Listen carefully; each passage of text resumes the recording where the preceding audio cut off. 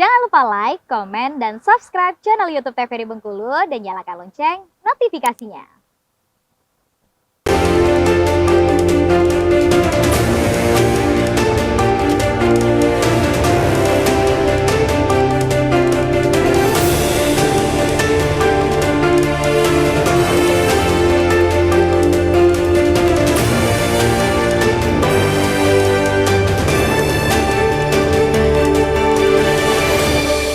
Pemirsa di Berndo TVRI Bengkulu, dan tema kita masih yang sama tentunya dengan waspada bencana hidrometeorologi. Dengan narasumber kita yang pertama ada Bapak Anang Anwar selaku Kasih Humas Stasiun Klimatologi Pulau Bayi, dan juga ada Bapak Lender Ranajaya selaku Sekretaris BPBD Kota Bengkulu. Kita kembali berbincang bersama dengan Bapak Anang Anwar terlebih dahulu nih.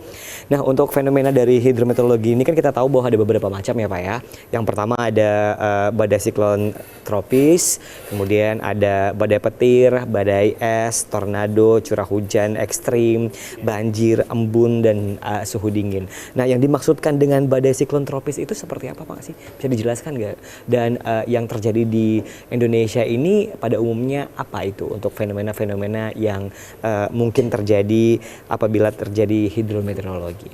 Oke, badai siklon tropis itu tersendiri itu merupakan suatu di mana suatu lokasi itu dia memiliki suhu muka laut yang cukup tinggi, sehingga di situ di wilayah itu dia akan mengalami tekanan yang cukup rendah. Oke. Dengan rendahnya tekanan di situ dia akan menarik angin dari daerah sekitarnya menuju ke situ. Jadi otomatis di daerah sekitarnya itu akan, kalau di pusatnya badai tropis sendiri itu dia cuacanya itu akan cukup tenang, dia tidak. Cuman yang jadi bahaya itu di daerah sekitarnya itu, yang tertarik itu. Daerah sekitar yang tertarik ya. Ya. Oke, di baik. situ akan mengalami perubahan-perubahan cuaca seperti ya ada terbentuknya awan hujan yang cukup tinggi dengan intensitas yang cukup besar. Lagi pula di situ dengan pertumbuhan yang cukup tinggi besar juga itu akan menyebabkan timbulnya angin yang cukup kencang. Oke. Di situ maka di daerah yang dilewatinya itu dia akan mengalami semacam hujan yang cukup tinggi juga. Oke, baik. Berarti Jadi curah hujannya kita cukup di daerah pusatnya sendiri tidak apa-apa, cuman di daerah sekitarnya itu yang mengalami cuaca yang cukup ekstrim. Di situ juga kalau kemarin kita di tengah bulan kemarin di Januari tanggal 15-14 itu kita terjadi di Samudra Hindia itu terbentuk badai tropis anggrek. Oh, kita pernah terjadi juga? Ya, kalau kemarin. Oh, kemarin. Kemarin ada hujan yang cukup besar tuh di tanggal 15-16 itu terjadi hujan terjadi siklon tropis yang terjadi di Samudra Hindia Barat Sumatera. Oke, baik. Berdampak juga dengan kita untuk hal tersebut, Bapak? Itu dampak di kita kan kita sendiri di Provinsi Bengkulu mengalami hujan yang cukup besar. Makanya kemarin itu terjadi longsor, ada banjir di beberapa bagian gitu, di satu lokasi itu. Oke, baik ya. Nah, kita kembali ke Pak Lender Ranajaya nih. Nah, untuk hal-hal tersebut nih, apakah ada kerjasama antara BMKG dan juga BPBD sendiri Kota Bengkulu? Misalnya ini ada bencana nih yang bakalan terjadi misalnya itu, atau ada koneksi antara kedua badan tersebut untuk penanggulangan bencana sendiri, Bapak? Ya, kita terus melakukan koordinasi terkait informasi-informasi yang terupdate dengan BMKG gitu ya. Seperti sebelum terjadinya hujan minggu kemarin, sebenarnya kita sudah koordinasi dengan Pak Kepala BMKG itu. Beliau sudah menyampaikan informasi ini akan dalam waktu dekat ini akan terjadi hujan yang intensitas tinggi. Nah, ternyata memang benar terjadi, kita mengalami hujan satu harian itu dan terjadi banjir di beberapa wilayah. Dan hujan itu sebenarnya dengan intensitas tinggi menyebabkan banjir di beberapa kelurahan itu disebabkan bukan karena aliran sungai atau sungai Bengkulu naik, tapi karena di lingkungannya yang memang belum mempersiapkan diri. Oke, baik. Musim hujan yang akan datang ini. Karena kebanyakan di situ hanya genangan air yang terjadi sekitar 1 jam sampai 30 menit, kemudian airnya mulai surut. Itu karena siring kebersihan di wilayah atau lingkungan itu tidak terjaga gitu, sehingga membuat pembuangan air ini tidak lancar ke penyaluran air yang lebih besar gitu. Oke, baik.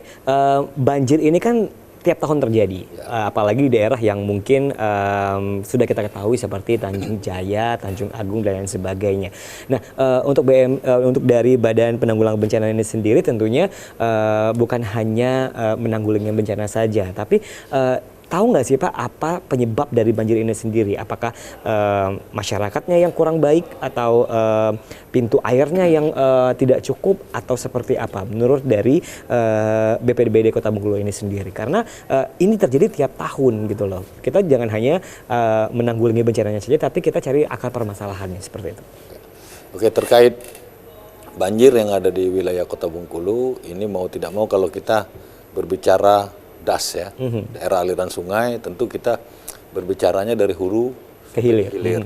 Nah, tentunya banjir ini tidak akan selesai jika dibicarakan lingkupnya lokal. Yeah. Nah, tentu ini harus ada koordinasi antar kabupaten dan provinsi, dan itu sudah dilakukan upaya-upaya itu terkait dengan rencana yang dilakukan oleh Dinas Pekerjaan Umum Kota Bengkulu sendiri. Melalui koordinasi kita, mereka punya program normalisasi sungai. Di beberapa sungai yang ada di wilayah Kota Bengkulu itu sudah dilakukan normalisasi. Itu tujuannya supaya memang genangan air ini cepat tersalurkan ke sungai-sungai yang ada di wilayah Kota Bengkulu sehingga tidak menyebabkan genangan itu terlalu lama. Nah, terkait Sungai Bengkulu, ya tentu ini ada rencana wacana pemerintah Kota Bengkulu itu akan membuat kolam retensi. Nah, itu juga mungkin sekarang saya belum memantau lagi sejauh mana progres, tapi saya koordinasi terakhir dengan teman-teman yang di PUPR itu sudah ada perencanaannya atau DED terhadap kolam retensi ini akan dibangun, termasuk survei lokasi kolam retensi juga mereka sudah memiliki data awal. Nah, itu upaya jangka panjang gitu. Nah, ada upaya jangka pendek yang kita lakukan, tentu tadi normalisasi tadi sudah kita lakukan, terus memberi sosialisasi kepada masyarakat di sekitar itu sudah kita lakukan. Begitu juga koordinasi dengan instansi terkait kita juga sudah lakukan. Oke, baik ya. Berarti memang harus kita cari akar permasalahannya terlebih dahulu untuk tidak terulang kembali yang namanya bencana banjir ini sendiri pastinya ya Pak. Nah, kita kembali ke Pak Anang dulu nih selaku Kasih Humas Stasiun Klimatologi Pulau Bayi Bengkulu. Nah, untuk dari informasi ke masyarakat sendiri, sejauh mana untuk pemberian informasi ke masyarakat apabila terdapat tingkat curah hujan yang tinggi atau terjadi beberapa hal yang cuaca yang kurang baik di Kota Bengkulu sendiri seperti apa Bapak? Silahkan. Oke, kita di BMKG itu udah dari kita memberi informasi itu dalam jangka waktu pertama ya bulanan, terus kita lagi jangka waktu per 10 hari, ada lagi jangka waktu per 3 hari, ada lagi jangka waktu yang sedini mungkin. Jadi yang kita gunakan itu biasanya itu kita untuk cuaca ekstrem itu kita gunakan yang menggunakan informasi data tiga harian. Oke. Artinya kita buat persiapan. Dari misalnya tanggal 22 kita akan buat informasi itu tanggal 22, 23 sama 24. Apabila kita di tanggal 23 dan 24 itu kita ada informasi potensi cuaca ekstrim, nanti kita akan beri ke masyarakat itu melalui media sosial ataupun kita langsung berkoordinasi ke teman-teman dari instansi yang terkait. Di situ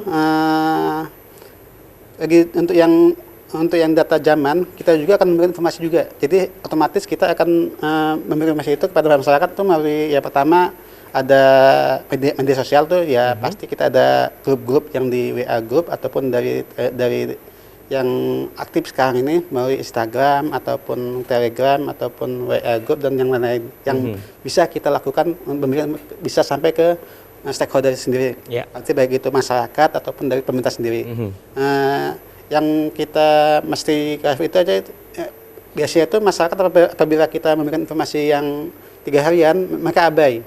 Artinya mereka, ini nanti ada hujan nanti di tanggal sekian. Itu mereka akan tidak dipermasalahkan. Namun apabila kita memberikan informasi per 3 jam sekali, ya itu yang jadi problem kita. Artinya apa? Kita udah terlanjur kita udah berangkat, kita tidak ada persiapan. Oke, itu aja. baik. Yang jelas kita di BMKG kita selalu memberikan informasi kepada masyarakat setiap saat. Oke, setiap saat ya. Untuk saat ini pemberian informasinya ini sendiri apakah per jam atau per 3 hari yang Bapak bilang tadi atau seperti apa? Ya, kita setiap ada perubahan kita informasikan kepada masyarakat, baik itu per 3 jam atau per 3 hari ataupun satu dasarian ataupun per bulan. Oke. Yang kita biasanya tuh buat ke masyarakat tuh coba lihat dulu yang 3 harian. Di situ biasanya kita akan memberikan informasi yang ini yang lebih update. Oke. Nanti yang lebih terupdate lagi itu ada lagi yang informasi yang cuaca ekstrim itu yang tiap saat. Oke, baik. Pokoknya intinya dicek terus ini untuk Instagram dari BMKG ya Pak ya, biar nggak salah cuaca ya kan. Oke, baik, kita akan kembali pemirsa, tapi kita akan jeda iklan terlebih dahulu. Tetap bersama kami di Berndo TVRI Bengkulu.